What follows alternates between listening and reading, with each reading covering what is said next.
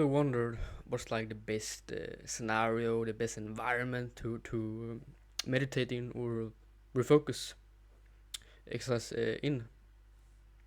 I've been thinking about those questions actually a lot the last two past days a bit, and I'll come to a conclusion that I want to share here with you. And to make you understand this conclusion more easier, we can begin with taking two examples, and we can take the example and describe it as person number one, person number two. The person number two, he's a person who meditates and refocus exercise himself into the present moment when he's already a little bit stressed. He's already in maybe like school or at his office or job or in any like you name it, any stressful situation in life that you can encounter. He's in those situations and he tries to manually, consciously try to refocus into the moment, into the calmness. That's number two. Number one, he's the person who maybe before some sort of like stressful situation like school or office job or whatever nowadays, he meditates and tries to refocus exercise before that situation like school. So he maybe like he has school at 9:30 a.m. He wakes up at 8 a.m. He then gets up, wakes up, eats breakfast, everything, and then at some point between those periods of school start and waking up, he takes 5 minutes off to wind himself down, calm himself down, and meditates for 5 minutes or more or whatever now the time is suited for. He in the moment though, so he takes some time off to meditate before school or job or office or whatever. That's number one, and that means that he will again be able to get into school with a calm state of mind. He won't be maybe that much up in his head, having intrusive thoughts and negative thoughts, too many positive thoughts, too many like everything that's up here in your mind distracts yourself from being in the present moment. You understand that? Everything that is up in your mind, in your thinking ability, is going to destroy your ability to be right here in the moment, right now. Person number one, he's doing exercises to decrease those amount of present distracting things up here in your mind, etc. He does this exercise to be able to control everything that can potentially destroy his focus in the moment later on, that day or that morning, at school or office or whatever it is. That means that we get in a type of indirect effect on his life when he's doing something before something that will happen, and where the effect of meditation actually is needed. And why I was taking these two examples is just to explain the way of which meditation is really important, how they can differentiate, how do you get the maximum effect of doing the meditation. So you can see that we have two examples here, but you might wonder what is the best one of them to do. It's our question. The true answer on this is not that there is just one of them that is better than the other one and that you should just do that one. No, but it simply is just to do them both together. To both try to refocus, exercise, and do meditation, everything in a moment where you are already a little bit calm, and in a moment where you're a little bit stressed or much stressful and everything. To do them both, that's what will get the actual true massive effect on your life over time. It won't come over one day. It will take time, patience. It could be taking 1 month, 2 months, 2.5 months, 3 months. It needs patience.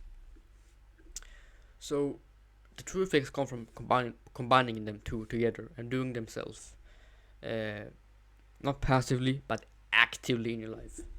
To maybe every morning try to do as many days as you can. Try to meditate every morning, at least like 2 minutes or whatever. Now you feel like you're able to focus on the meditation on. And I believe maybe in some of my next videos I will talk about how to focus in the actual meditation session when it's a lot longer session. It could be something I will teach about in the next video. Could be, I won't promise anything. But you will see the direct actual benefit from doing the person number 2 version, and you will get the indirect version from doing the number 1 person types of way of doing focusing exercises. Combining them two, you will get like a number 3 effect that was even better than them just 1 or 2. So you think like this, and you will see the effect of you being more focused in your day-to-day life. You will going to be more effectively navigating your life, more force and attention and clearness in your life and your being. You will be a lot more aware of what you're doing because you're more present in the moment. You will be able to focus on tasks that craves a lot of focus, concentration, everything, because thanks to you doing this exercise, you will now be able to do what it craves, to do a task that is very hard and it needs a lot of concentration, basically. So think about this and compare them to. Don't think that you only need one of them. You need both. Both you need. Me personally, I can say this, that they are very necessary, them both. I do them from time to time also, and I really see benefit. But back in the days, I used to do them regularly. Right now, I have the effect already, so I don't need to meditate like to meditate every morning if I don't need to, or what if I might not need to. So, but back in the days, I was meditating a lot, and I did it regular on a regular basis, and right now I have a experience from those that time, and now I can teach about the experience to others how they can do it as well, and get the effect I have on myself right now. And like I said myself, I don't regret me doing these routines. I don't regret myself meditating or doing refocusing exercises, because right now I can see, for example, like in school, take a mathematic example.